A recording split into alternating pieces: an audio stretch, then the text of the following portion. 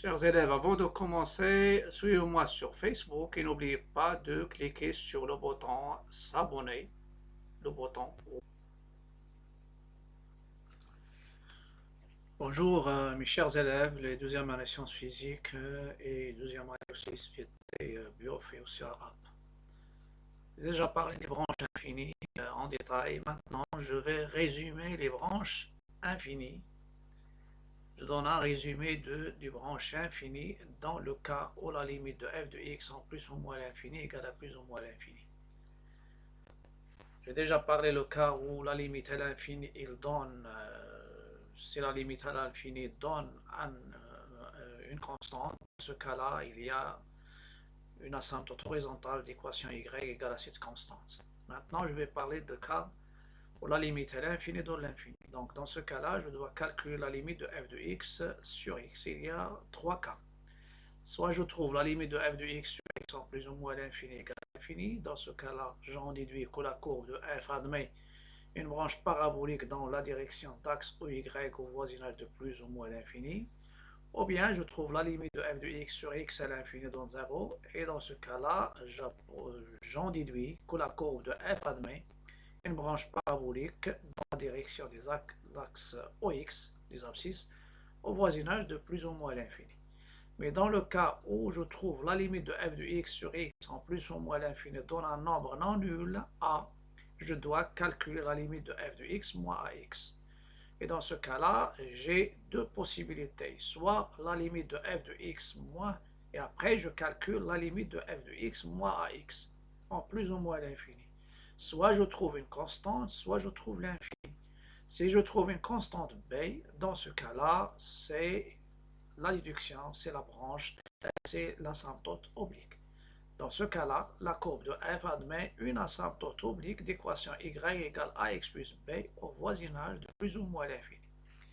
Mais si vous trouvez la limite de f de x moins x lorsque x tend vers plus ou moins l'infini égale plus ou moins l'infini, alors la courbe de f admet une branche parabolique dans la direction de la droite d'équation y égale ax au voisinage de plus ou moins l'infini, et on peut dire une branche parabolique de direction l'axe d'équation y égale à x, ou bien de direction asymptotique, la droite d'équation y égale à x.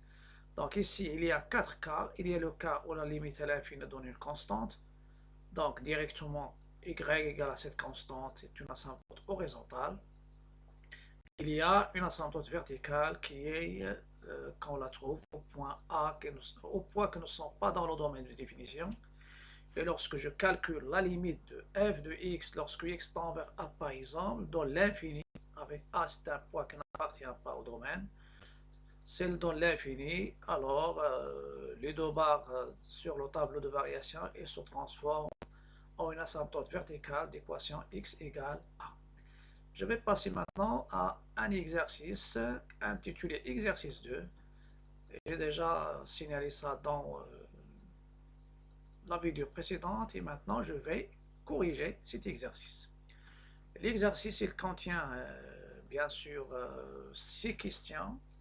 C'est f de x égale à x racine de x moins 1, le domaine, la limite en plus l'infini, la dérivabilité à droite au point 1, l'interprétation graphique du résultat, c'est-à-dire les asymptotes ou bien les tangentes ou bien les demi-tangentes, calcul de la dérivée pour x strictement positif, le tableau de variation aussi, étude de la branche infinie en plus de l'infini et la courbe de C de f dans un repère bien sûr orthonormé. Donc je passe maintenant aux solutions, c'est-à-dire on fait question par question.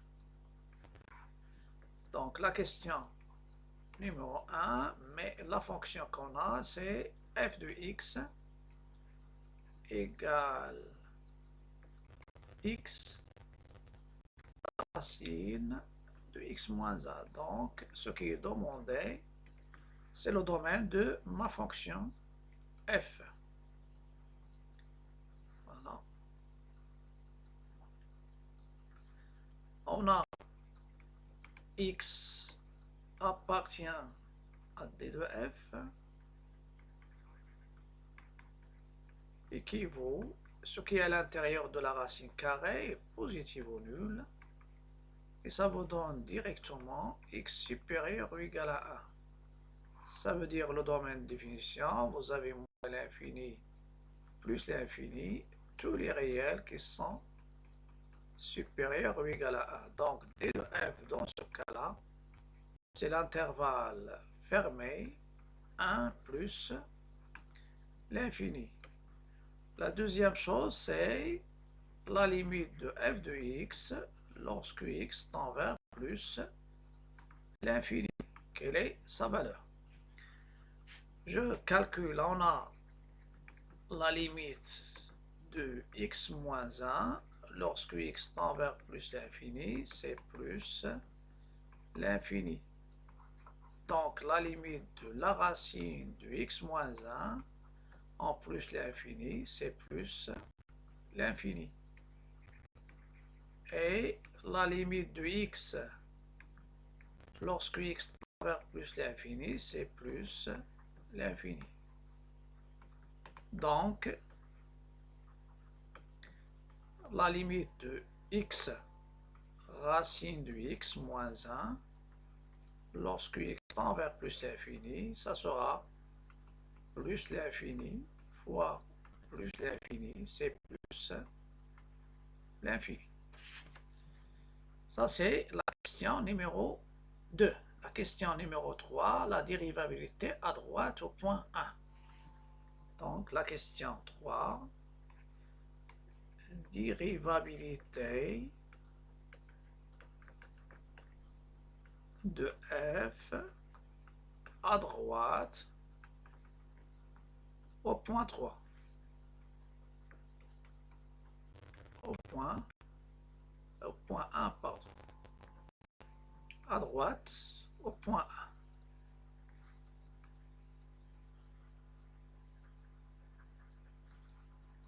Dans ce cas-là, je vais calculer la limite du taux d'accroissement. La limite lorsque x tend vers 1 plus de f de x moins f de 1 sur x moins 1. C'est la limite lorsque x tend vers 1 plus de f de x, c'est déjà x racine de x, moins 1,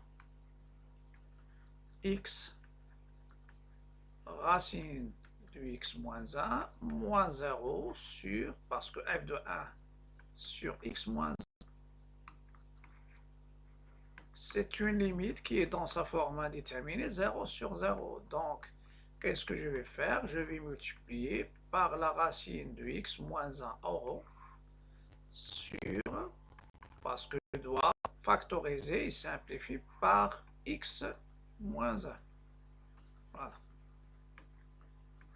Et ça va vous donner la limite en 1 plus de x facteur de x moins 1 sur x moins 1 fois la racine de x moins 1. Après, je simplifie par x moins 1 et je vais trouver la limite demandée. Donc, c'est la limite lorsque x tend vers 1 plus de x sur la racine de x moins 1. X tend vers 1, ça c'est 1 plus, ça veut dire tend vers 1 et x supérieur à 1. Donc 1 sur un 0 et sous 0. Puisque le dénominateur est positif, c'est un 0 positif, ça donne plus l'infini. Donc, f n'est pas dérivable à droite au point 1.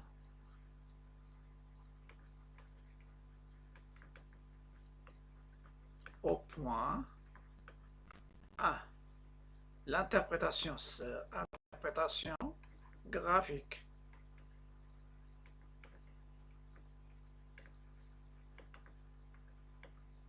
Graphique. Voilà. Pour l'interprétation graphique, on est dans le cas d'une demi-tangente verticale. C de f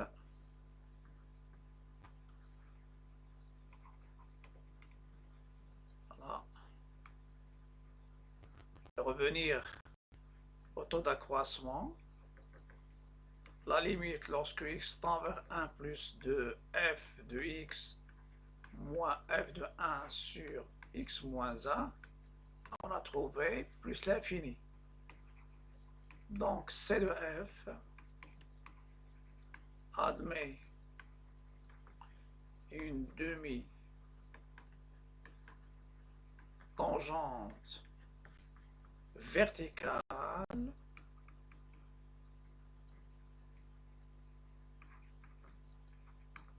à droite au point,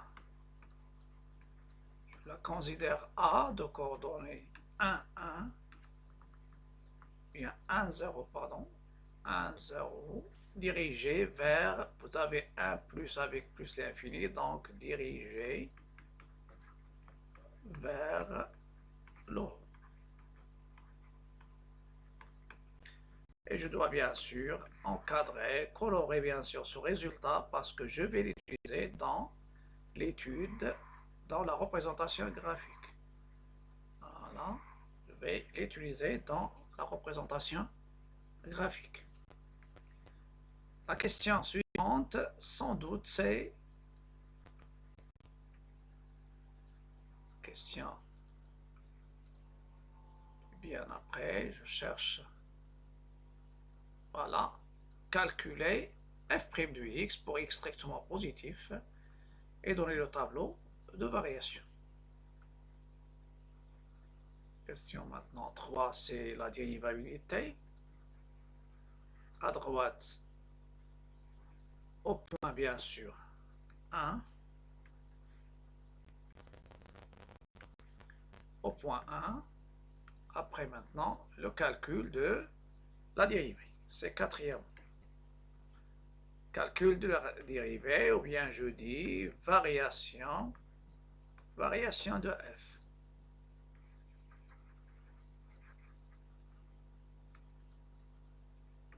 Variation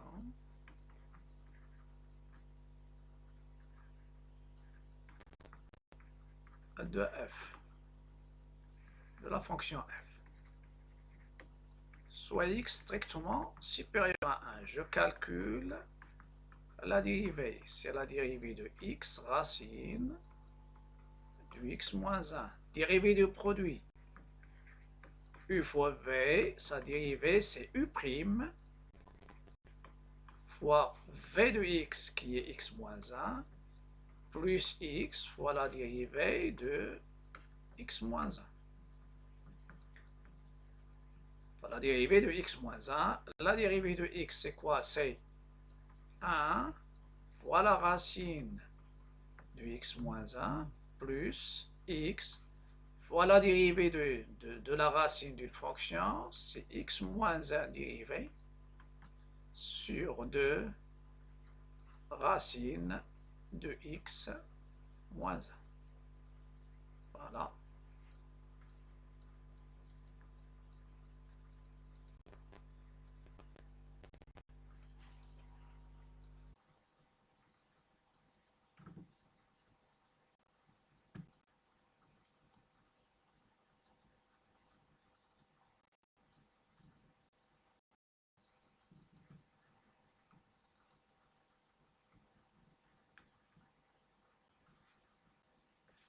Donc, je vais passer maintenant au calcul de la dérivée, c'est-à-dire je termine ce qui était donné dans la page suivante. Donc, pour tout x strictement supérieur à 1, f' de x, c'était la racine, donc je réduis au même dénominateur. Dénominateur commun, c'est 2 la racine de x moins 1. Donc, ça va me donner racine de x moins 1, 2. Racine de x moins 1 fois racine de x moins 1, ça donne 2 racines de x moins 1 au carré. Et plus x. Donc, c'est 2 racines de x moins 1. Et c'est 2 x moins 1 plus x. Je développe le numérateur, 2x plus x, ça donne 3x moins 2, 3x moins 2, sur 2 racine du x moins 1. Ça, c'est f' du x. Voilà. On a pour tout x strictement supérieur à 1, 2 racines du x moins 1 est strictement positif. Et x supérieur ou égal à 1 implique, bien, je peux prendre ici le cas de le dénominateur. Si je veux la dérivée sans signe sur le domaine dérivabilité, donc 2x, il dépasse 3x. 3x dépasse, voilà, mieux clair, voir les choses clairement. 3x supérieur à 3. Donc 3x moins 2, il est supérieur à 1, donc il est positif. D'où f' du x est strictement positif sur l'intervalle, bien sûr, 1 plus l'infini. Et je donne mon tableau de variation. X, f' du x, f du x, ou bien variation de f. Ça, c'est 1. La fonction n'est pas dérivable, à droite. La dérivée est toujours par positif. Pas de point remarquable sauf le point A, où il y a une tangente, une demi-tangente verticale, et la courbe elle va croître de 0 vers plus l'infini. La question normalement, cette question, c'était la question, je pense 4, maintenant 5. La question maintenant 5. Branche infinie de CF en plus l'infini. On a la limite de f de x en plus l'infini, c'est plus l'infini.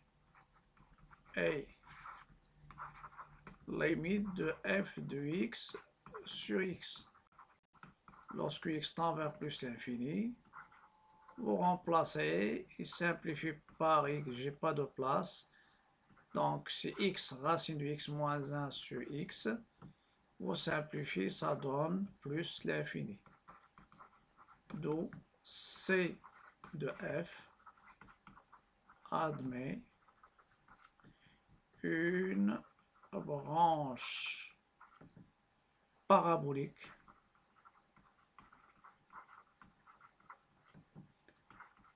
de direction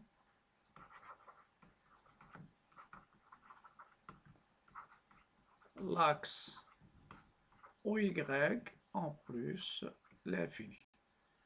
Voilà, j'ai pas de place, mais vous pouvez suivre bien sûr tout ce qui est demandé. Donc C de f admet une branche parabolique de direction l'axe ordonné au voisinage de plus l'infini. Et maintenant, je vais passer au traçage. Traçage de la courbe.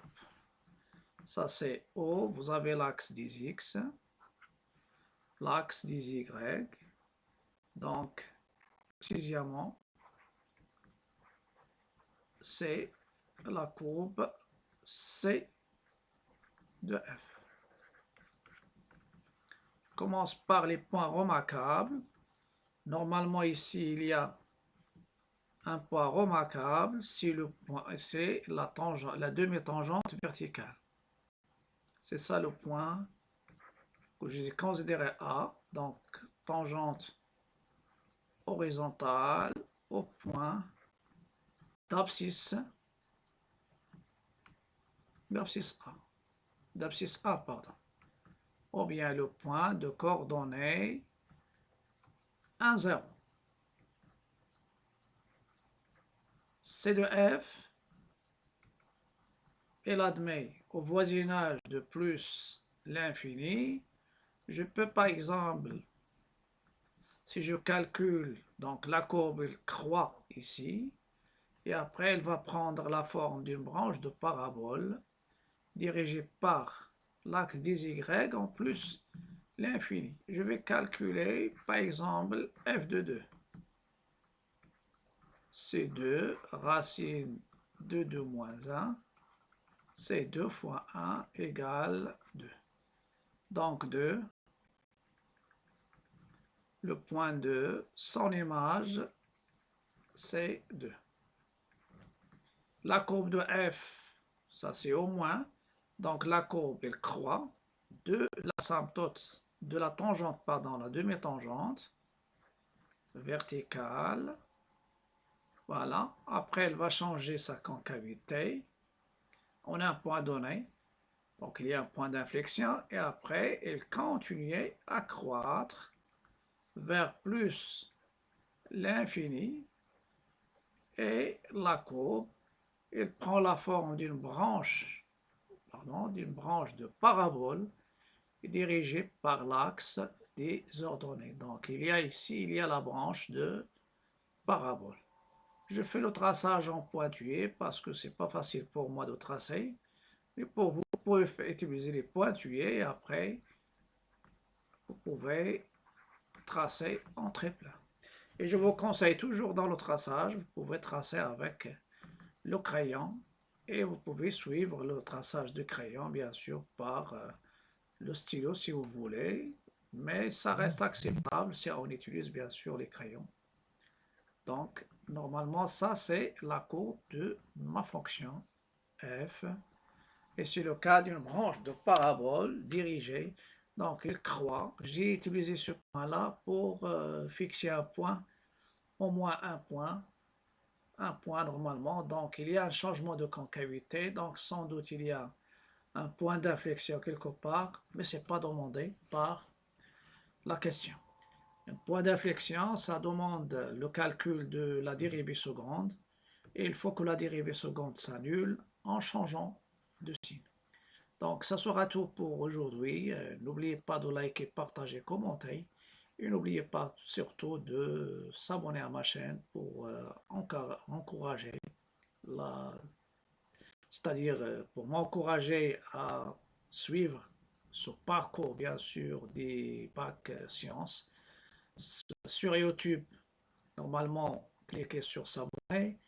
Et sur ma page Facebook, cliquez sur suivre ou bien inviter.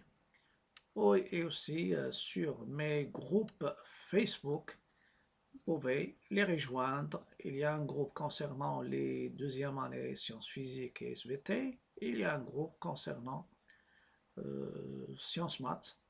Et il y a un groupe, les groupes sont publics, sauf un pour les sciences physiques. Il y a un groupe privé et il y a un groupe qui est public. À bientôt et à la prochaine vidéo.